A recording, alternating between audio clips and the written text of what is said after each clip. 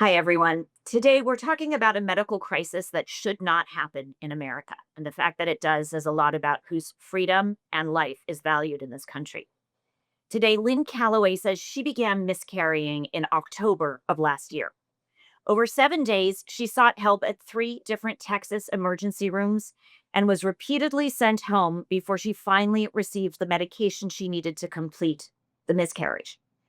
But 3 months later, she was traveling in Portugal and began hemorrhaging. Doctors there discovered she had still retained pregnancy tissue, and only at that time did she finally receive the care she needed. Lynn has now filed complaints with federal and state regulators against the hospitals and medical providers in the state of Texas. We're going to talk about all of this today, and she'll be joined by her attorney, Molly Duane, shortly. First, Lynn, hi. I want to thank you for being here today and for sharing your story. Um, would you start by just taking us back to October? How did you know something was going wrong, and what happened when you showed up in that first emergency room?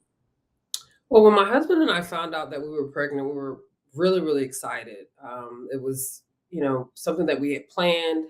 It happened a little quicker than we expected, but we were really excited nevertheless. And I would say a few weeks after finding out that I was pregnant, I started to feel cramping and then the bleeding to follow. And most women who have gone through the unfortunate situation of having a miscarriage know that the combination of the two is definitely something you don't want to see. So I reached out to my OBGYN's office to let them know. They told me to keep monitoring it, asking the typical medical questions. But through that night, things started to really get worse. The pain increased, the bleeding increased. So they wanted me to come in. And so my husband and I went in and they did an ultrasound and they were not able to locate the gestational sac. So immediately we were like, okay, is this normal? Never have gone through this process. Explain. And that was the first time ectopic pregnancy was brought up. There was concerns that that was what it was, and I was sent to go have more blood tests to test the HCG just to see where I was at. And come to find out that that was declining. So by that time, we knew that the pregnancy was not viable, and that there were complications. Okay. But see, this was a Friday, so Uh, now we're going into the weekend when the doctor is no longer available, and all you have access to is on-call nurses. So they're gonna always tell you to go to the emergency room, and that was right. essentially what happened. That night, Okay. I should say, was when things took a turn for the worse. More bleeding, excruciating pain, and that is when my husband took me to the emergency room. What The happened when you first. got there? So I actually went to the first emergency room, where I left early because I was in the waiting room, and there was another pregnant woman that was sitting next to me that was in active labor, and she was just waiting, and I kind of felt like I felt bad. I felt like I was taking space from her, although I was actively having a miscarriage. But I also was like, well, if they're not getting to this woman quickly, there's no way, they're gonna get to me as quick as I felt like I needed the care. And so I left. And then I went to the second hospital, which is where I explained to them the situation. I explained that my OB had mentioned ectopic. I explained that the HCG had dropped. I even explained the numbers in terms of how they were declining. And I was told to just wait. And I was in the waiting room just in pain, excruciating pain. Finally, I was called to the back and, they did the evaluation. They did an ultrasound and was able to locate the gestational sac and determine that I was, in fact, having a miscarriage. But I was also subjected to, STD testing and things that I felt were not something that one probably should be going through. Um, STD testing. yes, Okay. yeah. I don't know. I just in the moment I felt like it was more of a deflection from really getting to what needed to be done, but I complied and went ahead and went through it, just assuming, okay, well, just to get to the next stage, the next point, I was told to go home and take Tylenol. And I do want to address here that by this time we have confirmed that it is not an ectopic, No. that it was not ectopic. But I was having a miscarriage nevertheless. and was still very much so in pain. I was told everything was fine. Go home, take Tylenol. Now, I mentioned to the doctor, I told her, I say, well, I'm hearing women are being arrested and are going to jail for miscarrying at home. Like, what am I supposed to do with the fetal tissue? Like, I am so confused. I've never gone through this, let alone in a state that has now banned abortions, and everything that comes with that. So she kind of chuckled almost like dismissively, oh, well, you've been seen here already. So, it's on record. So you'll be fine. You'll be fine. And just sent me home. And I knew that then something was not right, but And then trying what to happened over the next week? And what did medical professionals tell you along the way? Um, well, I what was communicated to me verbally and what I was seeing in paperwork, I felt were not lining up. It was already understood that I was having a miscarriage, but the paperwork was mentioning threatening miscarriage as though it's something that could happen but hasn't really happened. That was weird to me. But I knew what was happening. The doctor knew what was happening, but I was told to go and just take Tylenol. I wasn't even given an IV. That night, I started to feel chills. Just my symptoms were getting worse. Chills, excruciating pain. Um, I was having sweats. I was really concerned. I really was concerned for my life. Honestly, Jessica, I didn't think I was going to make it. I didn't think I was going to make it. Um, and so the next day was when I went to the second hospital, and yeah, and was told pretty much the same thing. And this was the first time that it was mentioned I had an infection, so I was also given antibiotics. They also did the typical ultrasound and the similar evaluation. And then you were discharged. Yes, I was told there was I now, and this time I'm explaining to her, I already left another hospital. Is there anything more you could do? Can you give me the pill, the abortion pill, and or do the DNC? Why am I being sent home? This is the second time. Why am I being sent home when you know that this isn't a viable situation and I'm in excruciating pain? And now you're just telling me I'm having an infection. So it didn't seem right. And she told me, we don't do that here. We don't do that. Mhm. We don't give that type of treatment here. And that was the first time I had blatantly heard a physician just flat out say that. So, Yeah. again, I went home. I went through, the symptoms as I mentioned.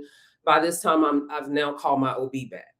My OB did not see me until that Tuesday, so this is an additional 2 days that I'm still at home.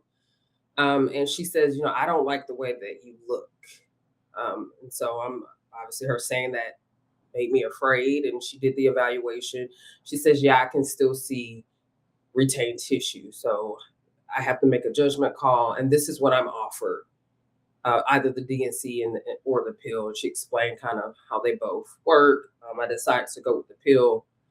And she said, I'm going to prescribe you stronger antibiotics because I don't believe what you were prescribed was essentially enough. So she prescribed me a stronger antibiotics. And yeah, so this was the first time that I at this point received the treatment. And you ultimately used the abortion pill? Yes. Okay. You mentioned that you at one point feared for your life. I Mhm. understand that it was your 40th birthday at some point in the middle of this, and you're curled up on the bathroom floor. What was it like to go through this for you emotionally and physically?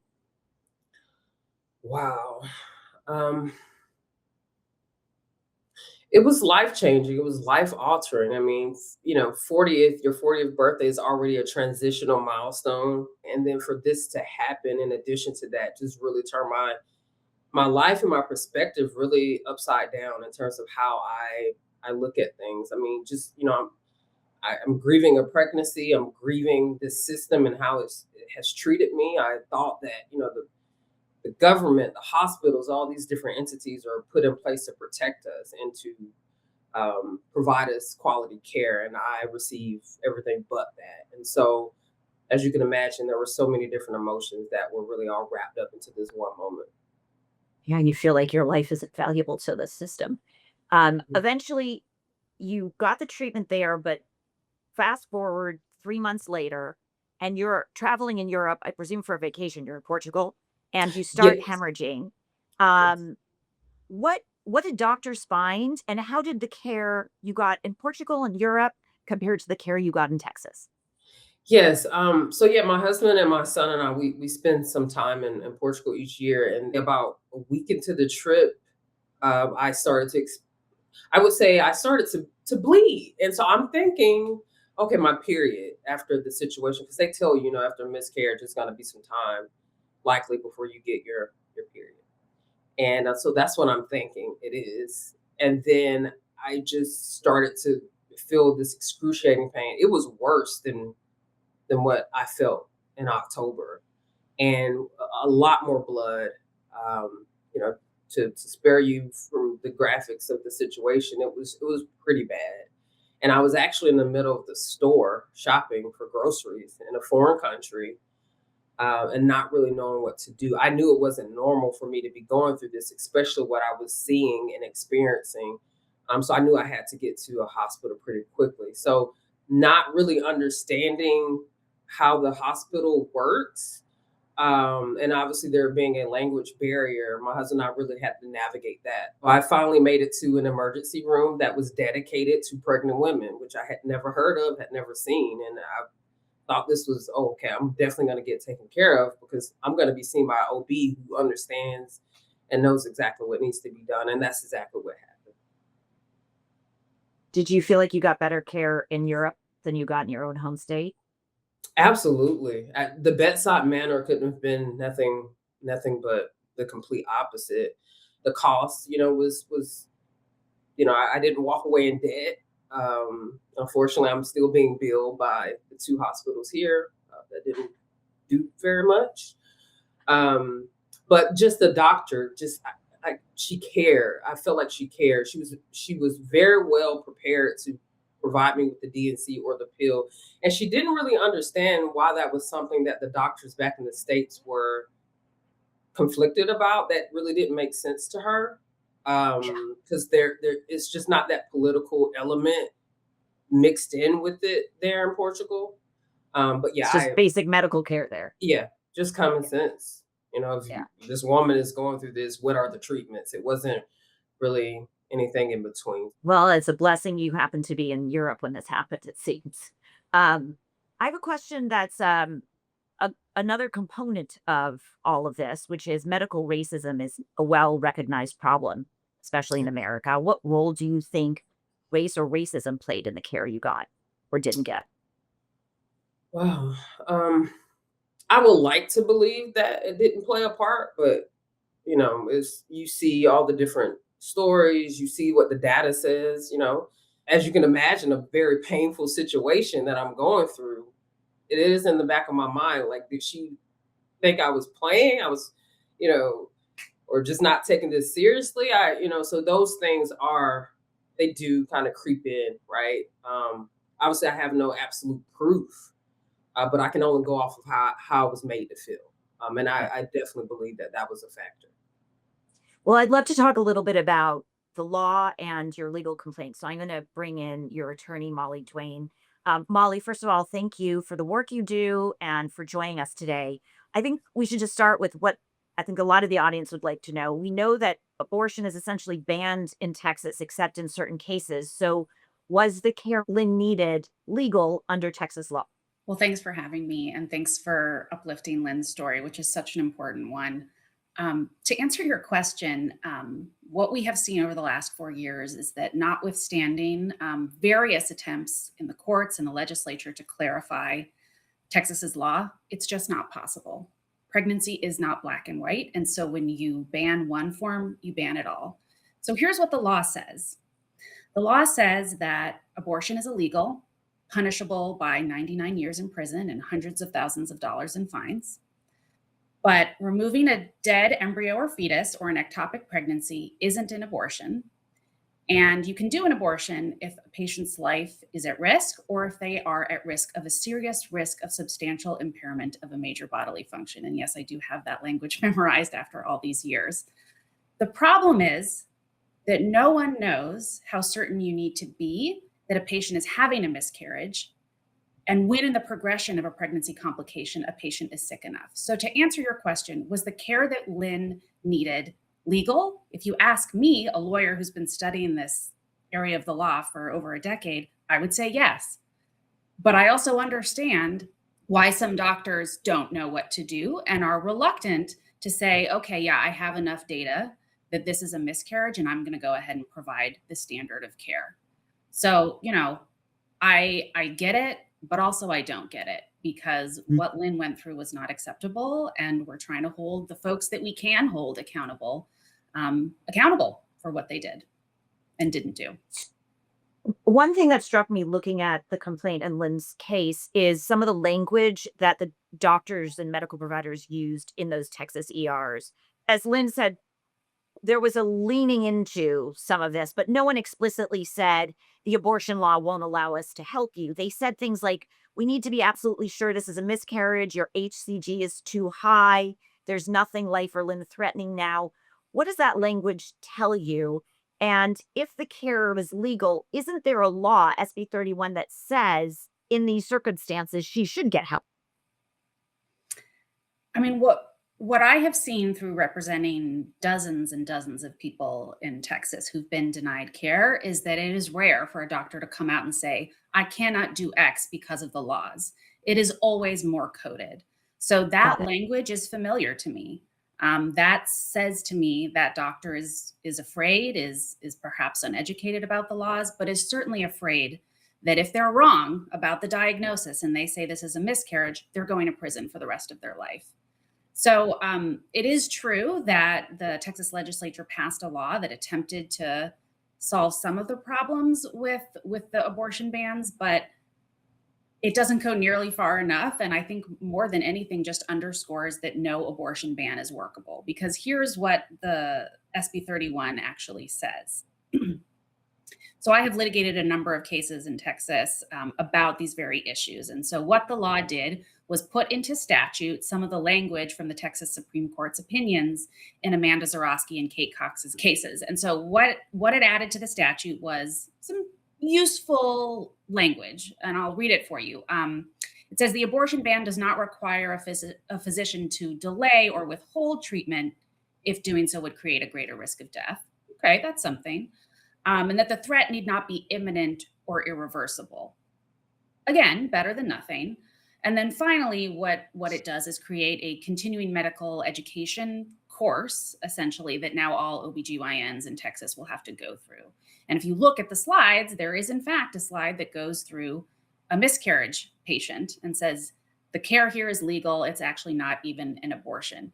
But even when I compare that slide to Lynn's situation, they're not the same, because what the slide shows is a very clear, very obvious miscarriage. But that's not actually how miscarriages typically present. I mean, I've been through a miscarriage. I bet most of your listeners know someone who has, if they haven't gone through one themselves. And it's very often, well, your HCG is not rising as we expected, or we're not seeing what we would want to see on the ultrasound. And so what these laws do is force every patient, every doctor into a wait and see situation, even when that situation causes an infection, as it did in Lynn's case. Mm-hmm. And, I'll mention this. As I said, I've represented a lot of women in these situations. I only ever see STD testing when the patient is Black. Why would an STD test be relevant for a miscarriage anyway? I mean, you'd can have ask to ask a doctor. I Yeah, don't know. I'll ask. So, the basic distinction is this is medical care, and the law is trying to overstep into what is the realm of doctors and where doctors need to be making their own decisions. I know you filed a complaint under EMTALA. For folks who don't know, that's a federal rule that says emergency rooms must provide needed care for people in medical emergencies, and that includes abortion. Molly, you can clean me up on that if I mischaracterize it. So you filed a complaint under that EMTALA regulation and complaints to the Texas medical regulators. What laws or medical standards do you think these doctors violated, and what could be an appropriate punishment? So to me, the medical standard of care never changes. Patients are patients, whether they're in Portugal or they're in Texas. And so what we're saying is, It's really not our problem that these abortion laws exist. You still have to provide patients with the standard of care. And that includes complying with federal law that says if a patient needs stabilization in the emergency room, you have to do that stabilization, even if you're worried about your medical license. So that's what our federal complaint says, is that we are contending this is a violation of that federal statute that regulates care that has to happen in emergency rooms. And by the way, the origin of that statute was in the 1970s when people in labor, people like the other patient that Lynn saw in that ER room, were being turned away from hospitals if they didn't have insurance. And so the federal government said, no, if a patient is in distress and needs care, you have to provide them that care, regardless of who they are, their ability to pay, or, frankly, what the state laws say. So in addition to that, we filed complaints against specific medical providers, like the one in the emergency room that chuckled at Lynn's pain. Well, I don't think that's acceptable under anything, and it doesn't matter if there's an abortion ban or not. You have to take a patient's pain seriously. And my belief is that if we cannot educate doctors, if we cannot get the legislature to change these laws, well, then we have to try the stick. And this needs to be part of what we are doing in this country to ensure that there is better maternal health care. Well, if part of the reason doctors are hesitating about providing care they know is needed is because they're afraid of facing punishment from the state, it seems strategically wise to introduce the possibility that they might face punishment if they don't provide the care that is needed, which is what I presume you're trying to do here. What possible consequences could these doctors face, and what are you asking regulators to do here? We're asking for a couple things here. And like I said, I am sympathetic to medical providers, but only up until a point. So in this situation, we're asking for the federal government to look at what the hospital did and determine if they need to maybe have better policies for how they treat early miscarriage care in their emergency rooms. In terms of the doctors, and the nurses, the medical boards and the board of nursing, those are the licensure boards that ensure that doctors can continue to be licensed in their state. And so they are also, they have the power to reprimand doctors and nurses that don't follow the standard of care.